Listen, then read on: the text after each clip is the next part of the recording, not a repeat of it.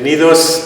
En esta ocasión tengo el gusto, el honor, la suerte de estar con Arturo Ríos para este programa Entre Monstruos. Así que bienvenido, Arturo, muchas gracias. Al contrario, Gabriel, muchas placer. Y bueno, va la primera pregunta. ¿Cómo surge tu vocación artística? Pues me encontré con el teatro, con la profesión, digamos, por azar. Ya me gustaba el teatro porque mi mamá era aficionada. Íbamos a ver obras de Manolo Fábregas y ese tipo de cosas que a ella le gustaban mucho. Y a mí me gustaron también.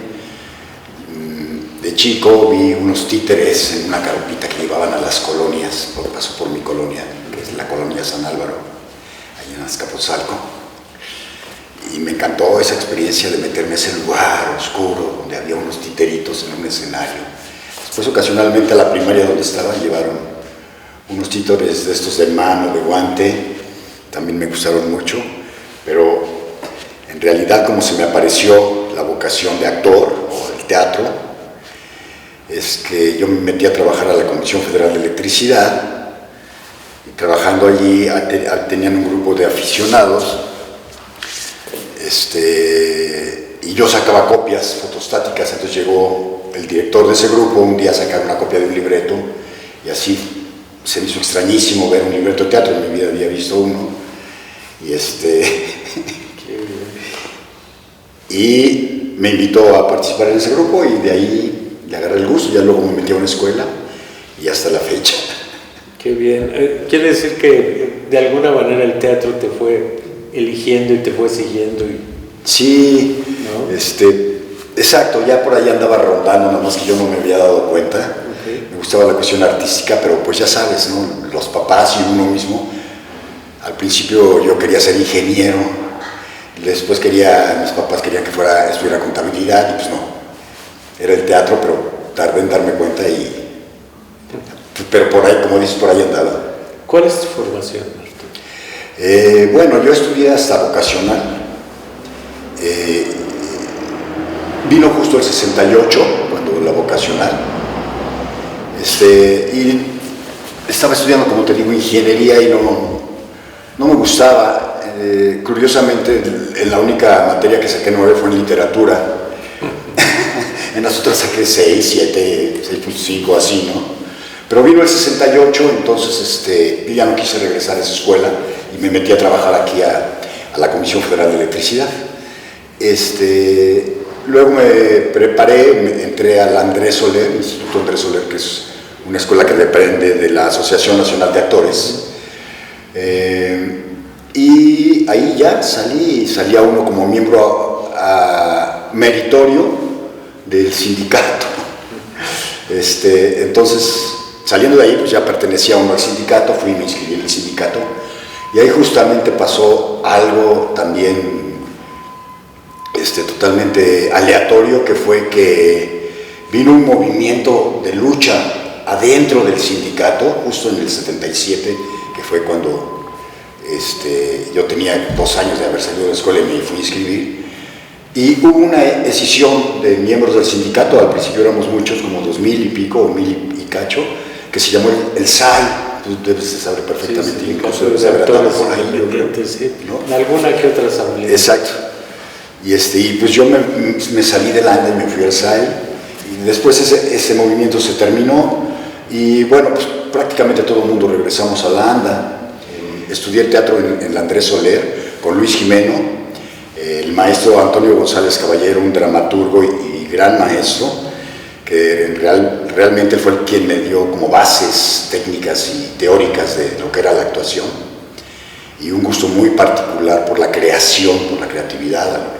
Yo escribí ahí una obra de teatro, dirigí una obra de teatro y actuaba en la escuela, y así me fui formando, y pues prácticamente ya en la profesión, con la Compañía Nacional de Teatro en 1977, entré a la compañía, esa antigua y primera compañía, y me formé ahí con mis maestros que dirigían la compañía y con actores que yo admiraba y había visto en la tele, ¿no? Y decía, yo ya estoy aquí con ellos, que creo que voy bien.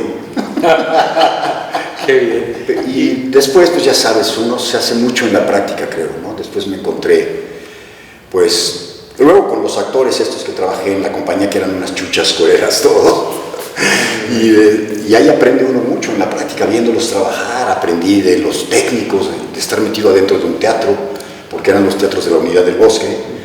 Entonces, pues subirme al telar, ese tipo de cosas, ¿no? Ver cómo iluminaban, cómo hacían la escenografía, cómo traían un coreógrafo, un maestro de música que nos pusiera canciones, en fin, todo ese tipo de cosas. Fue un gran aprendizaje.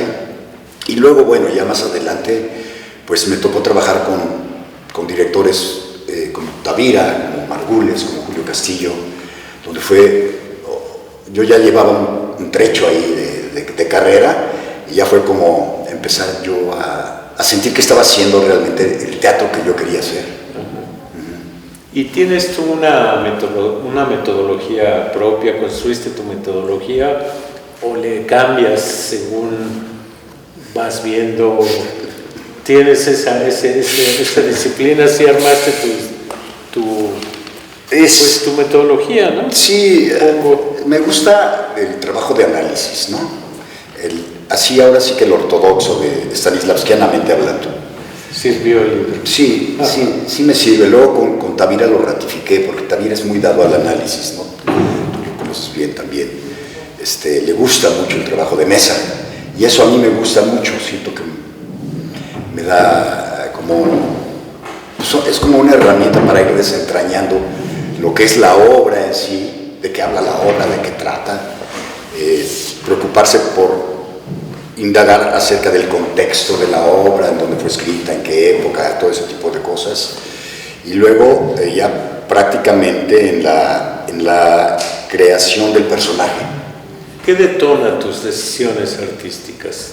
Por ejemplo, para aceptar un personaje, o ya que estás construyendo un personaje, algo dentro de ti te dices, por acá es muy racional, es muy a nivel emocional. ¿Cómo detonas?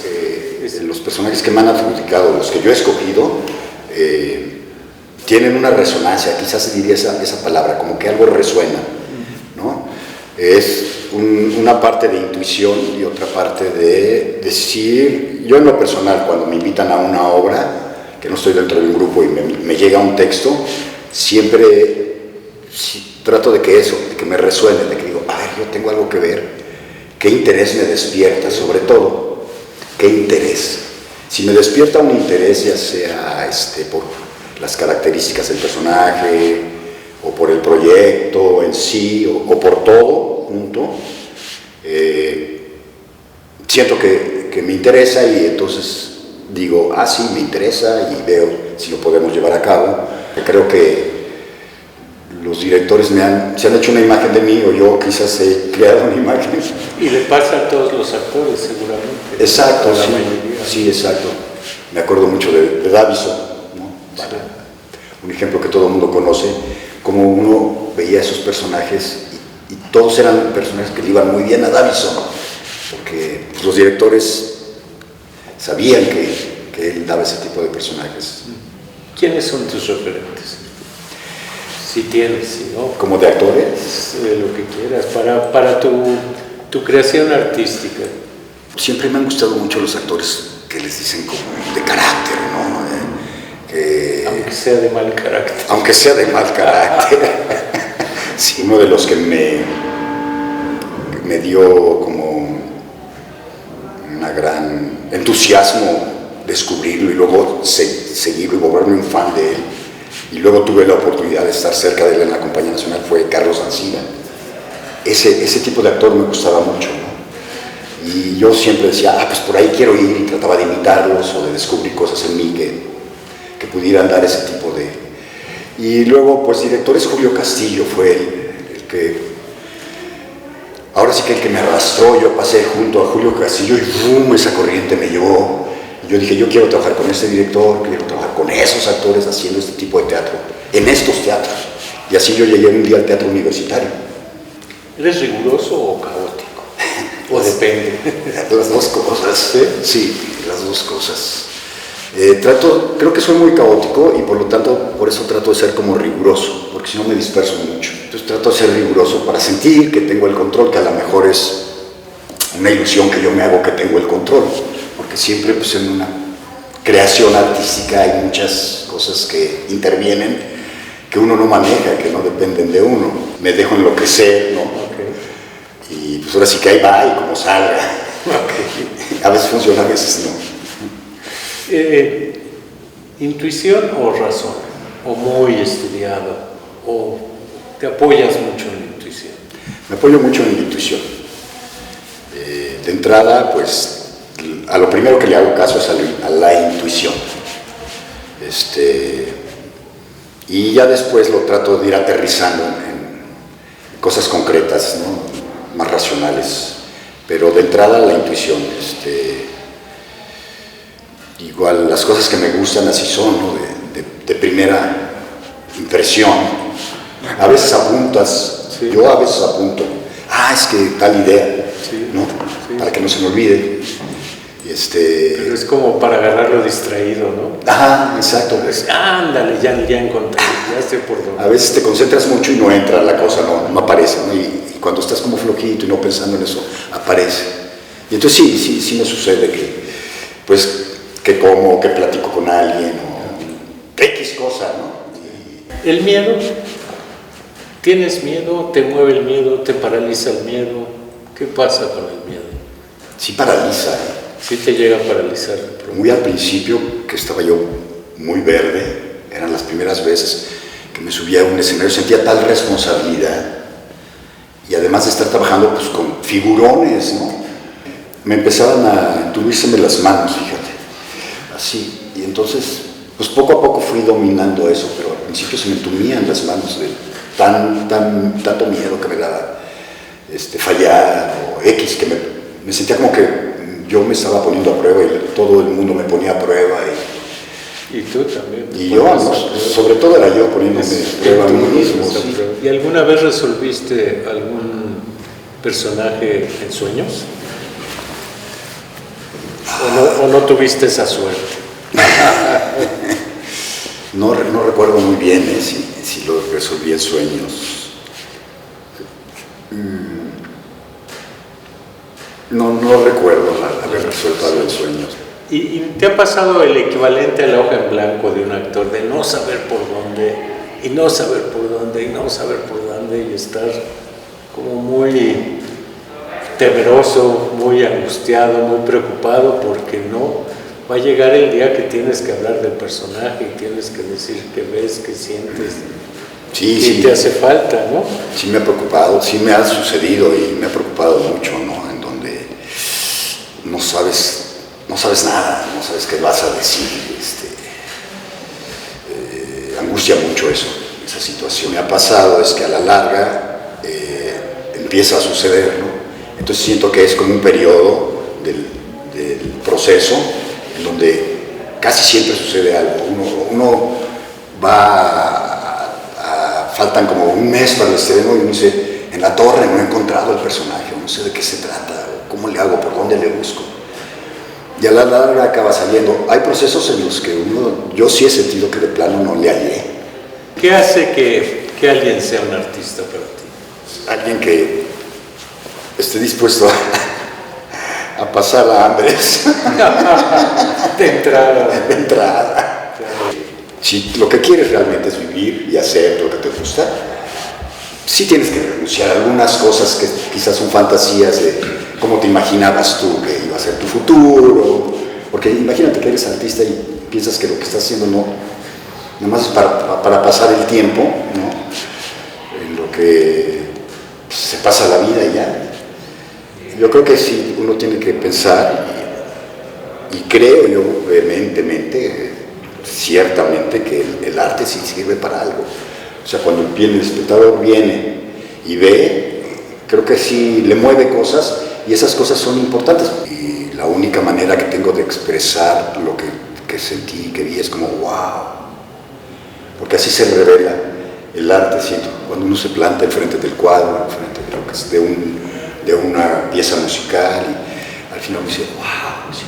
Y te conectas con Ajá, eso. y fundamentalmente creo que es como algo que está en conexión con el espíritu de la persona, ¿no? ¿Y tú crees en los accidentes artísticos? Sí, creo que los accidentes pueden aportar cosas, ¿no? Y a veces aportan la resolución completa de algo. Sí. ¿Tú crees que qué te hubiera gustado ser? Me hubiera gustado ser bailarín de flamenco. ¿Es necesario el arte? Sí, claro. Sí, yo creo que sin arte el mundo sería algo muy difícil de vivir. La realidad es muy difícil, es dolorosa. Y creo que el arte aporta esa dimensión del sueño que los humanos necesitamos tener, ¿no? Creo que si los humanos no soñamos, nos morimos. Entonces, creo que el arte aporta esa dimensión del sueño revelador que es maravilloso y terrible al mismo tiempo, pero que es fascinante siempre. El apoyo al arte es de las cosas más importantes que debe de tener una sociedad para ser una sociedad plena, con una posibilidad óptima de desarrollo, sana. Y pues el arte tiene la característica de que al mismo tiempo que puede ser profundo, pues es divertido también. ¿Para qué sirve el teatro? Pues yo creo que el teatro es una ventana, ¿no? Una ventana donde uno viene a verse a sí mismo. Que uno viene justo buscando, o va al teatro buscando asomarse a esa ventana para que algo se revele. Y creo que el teatro es como ese escaparate donde viene el público y está puesta la ventana, que es el espectáculo, ¿no? Puede tener muchas formas, pues el teatro de frente o por un lado, pero ahí se abren pequeñas ventanas y se crea como un universo cerrado que se resuelve en sí mismo. Cuando falle el sistema de todas las computadoras del universo y se acaben y se apaguen y no quede nada, va a quedar la posibilidad de hacer teatro, porque el teatro no requiere de ningún medio ajeno a él. ¿Qué pasa con el teatro actualmente?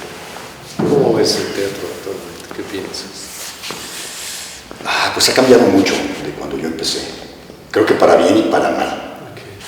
Entonces sí, creo que yo no pienso que el teatro esté mal, pienso que se ha diversificado tanto. Antes pues existían las compañías de teatro comercial, las que presentaban un teatro como de vodevil, o las de un teatro más serio, y las de teatro hasta llegar a la carpa, digamos, ¿no? Ese era como el abanico que había de teatro, pero ahora digamos que por cada 2 o 3 actores y un director existe un grupo, ¿no? Entonces hay como 50 o 70 o 100 grupos haciendo teatro. Eso es padrísimo por un lado. Por otro, creo que se hacen cosas con poco rigor. Muchas veces creo que los artistas debemos de tener una responsabilidad hacia el público y con nosotros mismos, una ética de entregar trabajos de calidad. Pues muchas gracias, Arturo. Gracias a ti, Gabriel. Encantados de tenerte aquí entre monstruos. No, pues gracias por invitarme.